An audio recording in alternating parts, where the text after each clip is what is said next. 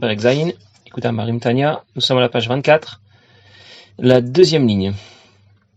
Yudbet Amoudbet, la deuxième ligne, Velachen Uzkar Avon Zera Levatala. Nous étions en train de parler de Zera Levatala, mais juste récapituler, pour expliquer un peu de quoi vous nous parlez de l'Admor Zaken. L'Admor Zaken veut nous dire de quoi est capable notre Nefesh Abamit. Elle a besoin d'un bon coach. Ce sera son Nefesh Elokit. Le Nefesh Elokit doit devenir le coach du Nefesh Abamit, parce que le Nefesh Abamit lui-même n'est pas un Nefesh Abamit, ça veut dire, c'est pas un Nefesh Ra. Il appartient au Klipat Noga, mais il est capable soit de s'orienter vers l'Akdusha, soit de s'orienter dans la mauvaise direction, dans l'autre direction, dans tout ce qui n'est pas l'Akdusha et qui est donc associé au mal.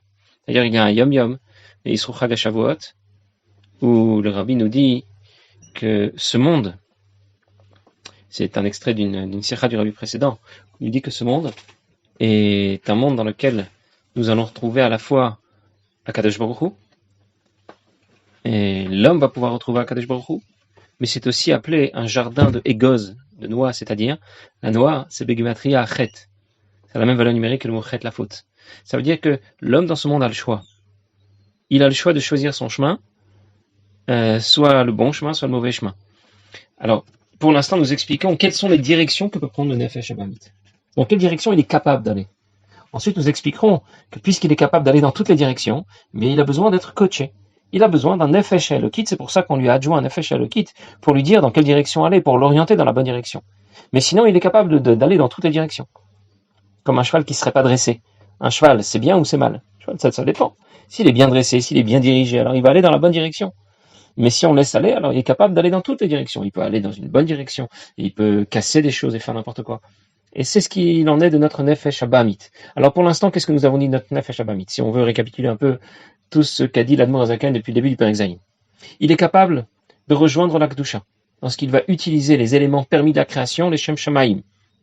Il est capable de plonger du côté des Klipot.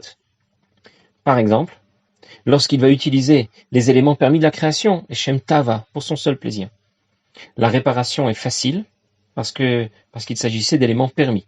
Il suffira de faire tchouva, d'utiliser la force que lui ont apporté ces éléments dont il a profité pour étudier la Torah et pour prier. Une autre des directions que peut prendre le Nefesh Abamit peut faire des Averot. Et dans ce cas, ce sera plus compliqué à réparer, parce que les éléments dont il a profité, les éléments du monde, de la création dont il a profité, étaient interdits, et dans ce cas, il n'y aura de réparation et de récupération que lorsque Mashiach viendra, ou lorsqu'il aura fait une tchouva mais à Varaba, une tchouva motivée par un amour extrêmement profond pour Akadosh Baruch Hu. Même si on lui pardonne à lui la faute qu'il a commise, lorsqu'il aura fait tchouva, une tchouva sincère et complète, basique. Mais les conséquences de sa faute ne seront réparées, ne seront récupérées que lorsque Mashiach viendra ou lorsqu'il aura fait une tchouva exceptionnelle. Et puis nous avons abordé une autre direction que peut prendre le Nefesh Abamit, Zera Levatala. Et nous avons dit, cette faute, même si elle appartient à ce qui est interdit, mais du coup la réparation de cette faute est plus simple. Il suffit de faire une tchouva convenable et de penser convenablement aux mots lors de la tfila de Kriyat Shema Shalamita dont on a beaucoup parlé la dernière fois. Il nous reste à expliquer pourquoi, alors nous on comprendrait, a priori, si la réparation est plus simple, c'est une faute moins grave. Et l'Admor Zaken va nous dire non, c'est tout à fait le contraire. La réparation est plus simple, en même temps que c'est une faute beaucoup plus grave que les autres. Zera Levatala, c'est beaucoup plus grave que d'entretenir une relation avec une femme avec laquelle on n'aurait pas le droit de se marier. Et bien sûr, l'Admor Zaken va nous expliquer pourquoi. Alors il dit, Velachen lo uzkar, avon Zera Levatala betorah. Cette faute n'a pas été mentionnée dans la Torah, Bichlal Biot Asurot. Ça ne fait pas partie, comme j'avais déjà anticipé sur cette idée la dernière fois, cette faute de Zera Levatala ne fait pas partie de la liste des Biot Asurot, des relations interdites. C'est une faute particulière. Af, regardez ce que dit Admor Zaken, Shechamur Mehen Vegadol Avono. C'est une faute qui est beaucoup plus grave, même si la réparation est plus facile, beaucoup plus grave que toutes les relations interdites. Vous voyez quelle est la liste des mariages qui sont interdits. On ne peut pas se marier avec une femme qui est déjà mariée. On ne peut pas se marier avec sa mère. On ne peut pas se marier avec sa fille, avec sa belle-fille, etc. La Torah nous fait toute la liste. Et nous disons tout de suite, c'est sûr, c'est vraiment quelque chose. On ne peut même pas imaginer, penser seulement une chose pareille. Et là, la Morazaka nous dit, Zera Levatala, qui semblerait beaucoup moins grave, parce que la réparation est plus facile. C'est en vérité beaucoup plus grave que toutes ces fautes. Vegadol avono. Sa faute est énorme. Alors il dit d'abord bifrinat gadlut, ça peut être en quantité. Veribou yatuma va klipot shemolid. Et en qualité, combien, c'est-à-dire à la fois en quantité et en qualité, combien les clipotes, l'impureté, le mal ici est fort et puissant. Chez Molidou Marbemim Od Meod, combien il a fait, combien les conséquences de son geste sont terribles. Lorsqu'il a eu cette perte de semences, Yoter Mibiot Asurot. Alors on l'a dit, c'est en toute lettre, je veux dire, c'est beaucoup plus grave que toutes les relations interdites dont on a évoqué là quelques-unes. Zera Levatala, c'est beaucoup plus grave que tout cela. Alors juste pour donner un exemple et comprendre, parce que nous on aura envie de dire quand même c'est beaucoup plus grave, quelqu'un je ne sais pas qui est marié avec une non-juive ou ce genre de choses, voilà, ça c'est une faute majeure. Pourquoi dire que Zera Levatala, on a compris que c'était pas joli, que c'était pas très beau, c'est interdit par la Torah, mais quand même ça reste, on aurait envie de dire, ça resterait beaucoup moins grave. Pourquoi l'Admor HaZaken nous dit que c'est tellement plus grave? D'abord, on peut comprendre dans quelle mesure c'est plus grave, parce que déjà, ça peut être beaucoup plus fréquent, parce qu'il n'y a pas de deuxième partenaire. Donc du coup, ça peut être beaucoup plus fréquent que d'avoir une relation avec quelqu'un d'autre, avec quelqu'un avec qui on n'aurait pas le droit d'avoir de relation. Mais en même temps, ce qui est le côté moins grave est que lorsque quelqu'un a une relation interdite avec quelqu'un avec qui il n'a pas le droit de se marier, il peut avoir des enfants. Ça veut dire qu'il y a ici un Kéli qui va recevoir l'énergie associée à cette faute. Il va y avoir un enfant qui va naître, alors que Zera Vatala, évidemment, il n'y a pas d'enfant qui va naître. Donc d'un côté, lorsque quelqu'un a fait la faute de Biot Asurot, il a une relation interdite avec quelqu'un avec qui il n'avait pas le droit de se marier, il s'est marié avec une non-juive avec qui vous voulez. Et du coup, il a pu avoir des enfants, on va en parler dans la fin du Pérec.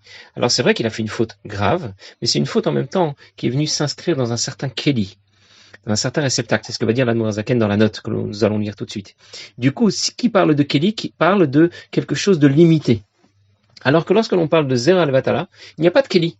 Il n'y a pas de partenaire, donc pas de Kéli. Et du coup, l'impureté peut dépasser toutes les limites. Et c'est pour ça que l'Admor HaZaken déclare que cette faute apporte une impureté énorme, extraordinaire par rapport, même qui dépasse de très loin la gravité des Biot Asurot, même si, en même temps, puisque ce n'est pas dans un Kéli, eh bien du coup, on aura plus de facilité à l'expurger. Ah oui, il n'y a pas de Kéli à casser.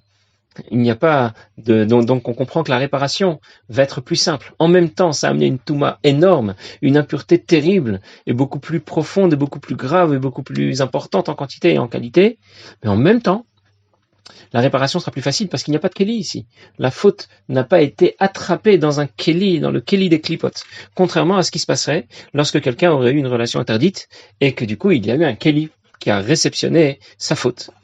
Et qui, c'est vrai, limite l'importance de l'impureté liée à cette faute, mais qui en même temps la retient, puisqu'il s'agit d'un Kéli, un réceptacle qui retient la faute et qui empêche l'énergie associée à cette faute de la quitter. C'est pour ça qu'elle ne le quittera que lorsque Mashiach viendra, ou lorsqu'il fera une tchouva exceptionnelle, mais avaraba. Rak chez Biot Asurot, l'Admor HaZaken continue, et je vais expliquer davantage. Lorsqu'il s'agit de Biot Asurot, d'une relation interdite, alors il apporte davantage d'impureté à une klipa très impure, au point qu'une tchouva simple ne serait pas suffisante. Comme je viens d'expliquer, parce que du coup, lorsque la faute considérée est Biot Asurot, une relation interdite, il y a un partenaire, donc il y a un Kéli, et du coup, la faute a été retenue, capturée par les clipotes, et elles ne le laisseront pas partir comme ça. Alors il faut une tchouva, mais avaraba, il faut l'avenue de Mashiach pour résoudre le problème et réparer cette faute. Par contre, Zera Levatala, même si l'impureté provoquée est énorme, mais en même temps il n'y a pas de Kéli, et dans ce cas, puisqu'il n'y a pas de Kéli, c'est justement pour ça que c'est énorme, mais en même temps la réparation sera plus facile. Juste pour vous donner un exemple, parce qu'on a souvent un peu de mal à comprendre. Reprenons l'exemple de l'alimentation qui revient souvent quand on évoque ce genre de sujet, ou de n'importe quel autre plaisir, mais bon, avec l'alimentation, on comprend un peu mieux de quoi on parle, parce que c'est déjà plus sensible pour nous. Imaginez quelqu'un qui est un passionné dans tous les domaines. Ça veut dire qu'il s'intéresse à tout, mais il s'y intéresse pas seulement, il est passionné. il est passionné par le football, par les voitures, par les pizzas, par tout ce que vous voulez. Voilà, tout l'intéresse. Il est un multi-passionné. Évidemment, autant il aura de passion pour telle et telle chose, ce sera d'autant moins de passion pour la Torah et pour les mitzvot. Comme ce qui a été déclaré à la mère de Yaakov et Esav. Lorsque elle est allée consulter Yeshua de Shem et Ever, on lui a dit qu'est-ce qui se passe à l'intérieur. Elle a 2 enfants à l'intérieur de lui, et chez Zekam Zenofel, ou le Hom Ilom Yematz, lorsque l'un prend le dessus, eh bien c'est l'autre qui diminue. Ça veut dire que entre la Kedusha et la Klippa, les choses se font selon le système des vases communicants. Plus tu as de passion pour les choses de ce monde, il y a des choses qui t'intéressent, il y a des choses qui te plaisent, moins tu as de passion pour la Torah et pour les mitzvot. Tu peux déclarer ce que tu veux. C'est la réalité. Et donc quelqu'un qui déborderait, qui sera un passionné, chaque fois qu'on lui parle de quelque chose, il s'y intéresse. L'astronomie, la culture, la musique, ce que vous voulez. Très bien. Imaginez maintenant une deuxième personne. Il n'a pas de passion pour tout et n'importe quoi. Il n'a qu'une seule passion, mais alors, il ne pense qu'à ça. Il est obsédé par ce qui l'intéresse. Disons que ce soit la musique, par exemple. Alors, c'est pas seulement un mélomane. Il est 24 heures sur 24 avec des oreillettes, avec des écouteurs dans les oreilles, et il écoute, et il réécoute, et il ne pense qu'à ça, il ne rêve que de ça. Voilà. Alors, lui aussi, on a compris qu'il va avoir du mal à être passionné par la Torah et par les mitzvot. Il fera peut-être des mitzvot, il va peut-être étudier la Torah, mais le cœur n'y sera pas parce que son cœur est ailleurs. Alors, on a compris quelle différence il y a entre le premier et le deuxième. Mais, on peut au moins leur parler. À ces 2 premières personnes, on peut déjà leur parler, leur dire écoute, la musique c'est bien, les voitures, le football c'est sympathique, mais tu sais, il y a quelque chose qui a encore plus d'intérêt, la Torah, les mitzvot, comme ce que nous avons expliqué dans le Perek He, nous fusionnons avec Akadosh Baruch Hu, etc. Il y a déjà quelqu'un à qui parler. Imaginez maintenant une 3e personne. Mais alors lui, il n'a pas seulement une passion. Il n'a pas seulement une passion qui est devenue chez lui une obsession. C'est que en plus, ça ne concerne pas la musique ou les belles voitures. Ça concerne, il est vraiment passionné, obsédé par quelque chose de très bas. Si vous voulez l'alimentation, vous pouvez imaginer même quelque chose d'encore plus bas, qui le passionne, il ne pense qu'à ça. Alors avec lui, on a compris que dans la mesure où sa passion est engagée vers quelque chose de tellement bas, de tellement grossier, il y a personne à qui parler.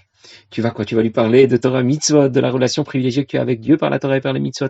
Ça lui parle même pas. Sa passion, son obsession concerne un des éléments de la création qui est tellement bas, tellement grossier qu'il n'y a plus personne à qui parler. Et c'est de lui dont nous parlons lorsque nous parlons de quelqu'un qui commet cette faute que l'on appelle Zera Levatala, une paire de semences. Lui se retrouve justement dans cette situation où vraiment, ce n'est pas juste une faute comme les autres. C'est une faute grossière, la faute la plus vile qui soit, encore plus grave que d'avoir une relation avec quelqu'un avec qui on n'avait pas le droit de se marier. C'est dire la gravité de cette faute, mais en même temps, dans la mesure où il n'y a pas de keli pour la klipa, ce qu'on va dire la Zaken tout de suite dans la note, alors la récupération est plus facile, la réparation est plus facile, parce que l'énergie associée à cette faute n'a pas été retenue par un keli. Regardez dans la note, ce sont les petites lignes. Lorsque quelqu'un a eu une relation interdite avec quelqu'un d'autre, alors la faute, l'énergie associée à cette faute a été capturée, est en captivité du côté des klipotes. Qui a retenu maintenant l'énergie ici associée à la Kdusha. Mais lorsqu'il s'agit de Zera Levatala, il n'y a pas d'autre partenaire. Il n'y a pas le côté féminin des klipotes, c'est-à-dire il n'y a pas eu de partenaire, et donc la faute, même si elle a apporté énormément de touma, énormément d'impureté, mais n'a pas été retenue par quoi que ce soit. C'est un peu superficiel. Les forces du mal viennent s'habiller avec cette énergie, mais ne l'ont pas captivée. Voilà comment on explique les choses selon la Kabbalah, mais pour nous l'idée est plus simple. On a compris que s'il y a un keli pour cette faute, partenaire, du coup, l'énergie associée à cette faute a été capturée et la réparation se fera beaucoup moins facilement que lorsque la faute n'a pas été capturée, il n'y a pas eu de partenaire, Zera Levatala. En même temps, même si la réparation est plus facile pour Zera Levatala, mais en même temps, l'impureté que cela a apporté est extrême. Et c'est dire que quelqu'un qui serait confronté à ce genre de faute va avoir beaucoup de mal à avancer. Et il va se demander, mais comment ça se fait que quand on me parle de Torah, de mitzvot, ok, j'écoute, j'entends, mais ça me rentre d'une oreille, ça me sort de l'autre. Cette touma a des conséquences sur notre façon de réfléchir, notre façon de nous comporter. Ça va nous orienter automatiquement dans la mauvaise direction. Et là, il y a cette chouva mavaraba. Je reprends dans le texte, après la petite étoile. Sauf s'il va faire une tchouva exceptionnelle. Une tchouva motivée par un amour très fort pour Akadosh Baruch Hu. Kolkar des notes Nasulu au point que ces fautes vont devenir des mérites, comme on l'a expliqué, pas dans le shiur précédent, mais je pense dans le shiur encore avant le précédent. Lorsque les fautes peuvent devenir une motivation à faire tchouva, je crois que c'est l'histoire que j'ai racontée au sujet de cette jeune fille qui a raté Yom Kippour, et justement c'est ce qui l'a motivé à vouloir s'engager dorénavant dans une vie pleine de Torah et de mitzvot. Donc, je récapitule, juste pour faire un peu d'ordre dans tout ce que nous avons vu. Voilà de quoi est capable notre Nefesh Abamit. Il est capable de rejoindre la Kedusha, utiliser les éléments de ce monde, Shem Shamayim. Il est capable de sombrer du côté des clipotes. Et là, il peut le faire de différentes façons. Soit il utilise les éléments de ce monde, Shelo le Shem Shamayim, le Shem Ta'ava, juste pour le plaisir. Il a sombré du côté des clipotes, mais parce que c'était permis, il pourra le récupérer facilement. Soit il fera tchouva, soit il va utiliser ce dont il a profité, ça va lui donner les forces de pouvoir étudier la Torah, pratiquer les mitzvot, s'il l'a fait stam, sans vraiment rechercher la Ta'ava. Une autre façon pour le Nefesh Abamit de sombrer du côté des Shelash Klipot Atma, du mal le plus éloigné de la Kedusha, lorsqu'il va faire une Avera. On lui pardonne immédiatement s'il fait tchouva, mais les conséquences sont là. Et pour réparer les conséquences de son geste, il faudra que Mashiach vienne, ou bien qu'il fasse une tchouva exceptionnelle, motivée par un amour extraordinaire pour Akadosh Baruch Hu. Autant dire que, je veux pas dire qu'il faut pas rêver, mais ça reste extrêmement exceptionnel, même si j'ai raconté l'autre fois comment on pouvait essayer d'y arriver, mais ça reste extrêmement difficile. D'autres mots, il vaut mieux éviter de faire des fautes. Parce qu'après, la réparation s'avère extrêmement compliquée. Et puis l'Admor Zaken nous a cité une première exception. Enfin, je dis une première parce qu'on va en voir une deuxième tout de suite. Première exception, Zera Levatala. Là aussi, le Nefesh Abamit sombre du côté des Shalosh Klipot Atmeot, de façon encore plus grave, encore plus terrible qu'elle ne l'aurait fait si elle avait commis n'importe quelle autre faute, y compris le biot asura, toutes les relations que la Torah interdite. Mais en même temps, c'est l'exception, c'est beaucoup plus grave, mais en même temps, c'est beaucoup plus facilement réparable, parce qu'il n'y a pas eu ici de Kéli pour cette faute, et donc ce sera facilement réparable, il suffira de faire tchouva et de lire Kriyat Shema convenablement dans les mots en pensant à ce qu'il est en train de dire. Deuxième exception, on va parler tout de suite l'Admor Zaken, lorsque quelqu'un commet une faute, il a sombré du côté des Shalosh Klipot Atmeot, nous avons compris, parlons par exemple d'une relation interdite, tant qu'il n'a pas eu d'enfant du fait de cette relation interdite, eh bien, il a sombré du côté de Shalosh Klipot Atmeot. Sa faute ne sera réparée que lorsque Mashiach viendra, ou lorsqu'il fera une tchouva d'un amour motivé par un amour exceptionnel, mais il y a une exception. Parfois, même ça ne suffira pas. Comment? Lorsqu'il a eu un enfant. Il a eu un enfant qui est un mamzer, ou l'enfant d'une goya, et alors là, sa faute est irréparable. Je mets ça entre guillemets, parce que je vais vous expliquer tout de suite que c'est tout de même réparable. En tout cas, à la base, parce que rien n'est jamais irréparable. Vous savez, c'est l'enseignement de Pessar Sheni. Rabbi précédent a dit un jour que les fautes irréparables, ça n'existe pas, parce que un problème qui est irréparable, c'est que tout simplement, il n'y a pas de problème. Si Dieu ne nous met jamais dans une situation où rien n'est, où il n'y a aucune solution. Il y a toujours une solution, mais attention, la solution n'est pas simple. Il ne suffit pas de claquer des doigts pour résoudre un problème. Tout est réparable, mais en même temps, parfois, ça demande beaucoup d'efforts et beaucoup de temps. En tout cas, pour l'instant, l'Admor Zaken déclare quelle est la faute qu'on ne peut pas réparer? C'est celui qui a une relation interdite avec une femme avec qui il n'a pas le droit de se marier, et il a eu un enfant. Et cet enfant est un mamzer. Alors, c'est l'exception. Pourquoi ce cas-là est l'exception? Même si il fait une tchouva exceptionnelle, et on a dit que lorsque quelqu'un fait une tchouva exceptionnelle, motivé par un amour profond pour Akadosh Baruch Hu, eh bien, ça lui permettra de réparer les conséquences des fautes qu'il a commises. Sauf pour celle-là. Pourquoi? Parce qu'il y a un enfant en même temps. Et maintenant, il y a un enfant qui est là. Un enfant qui est un mamzer ou qui est un goy. Et dans ce cas, c'est la représentation physique de sa faute. Comment peux-tu dire avoir réparé cette faute alors que cet enfant est toujours là devant toi?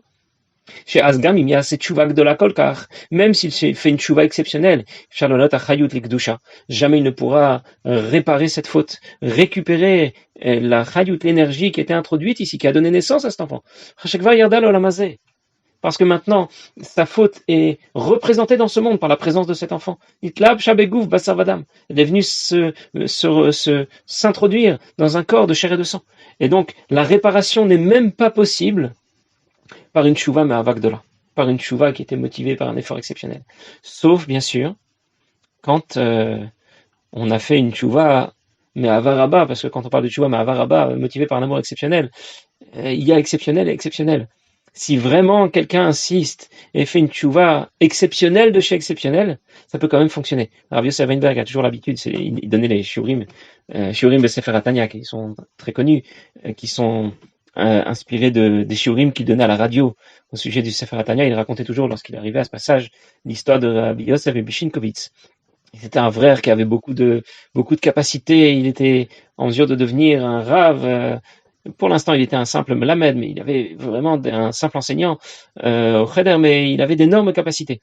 Un jour, il était reçu par l'Admor Zaken. L'Admor Zaken lui a demandé s'il connaissait les Mishnayot Be'alpé, tout le chas de Mishnayot. Il a dit oui. Alors, il lui a dit, les Mishnayot Sotiot Neshama, c'est les mêmes lettres que Neshama. Tu vas te remarier. Je crois qu'il s'est remarié parce qu'il avait perdu sa première épouse. Et si un jour on te propose, il lui a dit de devenir Rav, il vaut mieux que tu sois un cocher. Lui, il était plutôt destiné à faire carrière en tant que Rav Dayan. Et l'Admor Zaken lui dit d'être cocher, chauffeur de taxi. Bon, il écoute ce que l'Admor Zaken lui a dit. Entre-temps, il n'a pas eu de proposition. Le jour où il a eu une proposition pour devenir un Rav, il a compris que c'était le jour où il devait devenir un cocher. Au début, tout le monde l'a pris pour un fou. Ça veut dire quoi? Lui qui est en train de vouloir apprendre comment on selle un cheval et comment on l'attelle à la calèche. Bon, il l'a fait, ça a été assez compliqué. Il est devenu un cocher. Après avoir expliqué tout ça à sa femme, qui au départ le prenait un peu pour un fou, elle a bien sûr compris. Si l'Admor Zaken t'a demandé d'être un cocher, tu vas être un cocher. Et il faisait comme ça des courses, il transportait des passagers, jusqu'à ce qu'un jour il était dans une auberge, et là-bas il a fait, je crois que c'était Kriyat Shalamita, ou c'était peut-être une autre fila, c'était peut-être une fila du matin, je me souviens plus de tous les détails de l'histoire. En tout cas, quelqu'un d'autre était dans cette auberge, un juif qui avait abandonné sa famille, sa femme et ses enfants, juif qui était parti se marier avec une non-juive qui avait eu des enfants. Et quand il a entendu Rabbi Yosef prier, alors il a eu la volonté de faire tchouva, au point que il a voulu lui parler à Rabbi Yosef. Il a demandé comment faire. Il en est tombé malade. Il est resté dans l'auberge malade. Et les médecins à qui on a demandé de venir n'arrivaient pas à trouver quel était le problème. Rabbi Yosef savait quel était le problème. Il était à ce point motivé par sa volonté de faire tchouva qu'il en était tombé malade, jusqu'à ce que Dieu a fait que sa femme et ses enfants non juifs étaient en train de traverser le fleuve et là-bas le bateau s'est renversé et tout le monde est mort noyé. Alors quand on a voulu aller lui annoncer la nouvelle et qu'on a vu qu'il était malade, ses amis ont pensé qu'il fallait peut-être pas le mettre sous le choc, dans la panique, ça a aggravé sa situation. Yosef a pensé tout le contraire, il avait raison. Et justement, il lui a dit, écoute, sache que ta femme et tes enfants sont morts. Bien sûr, il ne s'agit pas de vouloir les tuer. Mais ça veut dire que lorsque sa tchouva était à ce point profonde, à ce point motivée, que Dieu a fait que la représentation, les conséquences de son geste, sa femme et ses enfants avec qui il s'était marié sont morts, c'était la façon qu'avait Akadosh Baruch Hu de réparer la faute qui avait été commise. Évidemment, on cherche la mort de personne. Ça peut se passer de cette manière, ça peut être ça peut se faire aussi d'une autre manière. Peut-être que les enfants vont vouloir se convertir, vont sentir le besoin de rejoindre le judaïsme, sans qu'on les ait poussés à cela. Et alors, on a résolu le problème. Mais tant que les enfants sont là, imaginez quelqu'un qui s'est marié avec une Goya, ces enfants sont là, sa faute ne peut pas être réparée. Parce que les enfants sont bien là et bien vivants. Et s'ils ont des petits-enfants, c'est encore plus grave. Jusqu'à ce que leur tchouva soit exceptionnelle de chez exceptionnel. Et alors peut-être que Hachem aura pitié de lui. Il acceptera de résoudre le problème comme lui seul pourra le faire. Mais à la base, ça fait partie de ses fautes d'Ilad Morzaken. Et c'est comme ça que c'est écrit dans la Gemara, dans Masechet Hagiga. La Gemara dit dans Masechet Hagiga. Je sais pas, la Herva, Volid Mamzer, quelqu'un qui a eu un enfant avec une femme avec qui il n'avait pas le droit de se marier, eh bien, c'est une faute qui est irréparable. C'est-à-dire que la tchouva qu'on exige de lui est tellement extraordinaire que la Gemara préfère déclarer que c'est irréparable parce que c'est vraiment exceptionnel de chez exceptionnel. C'est dire que voilà, toutes nos fautes ont des conséquences. Voilà dans quelle direction notre Nefesh Abamit est capable de se diriger et quelles sont les conséquences de ces gestes. Et de toute façon, on a donc compris qu'elle aura besoin d'un bon coach, de quelqu'un qui va la guider pour lui dire dans quelle direction elle doit aller. Voilà, une bonne journée à tous.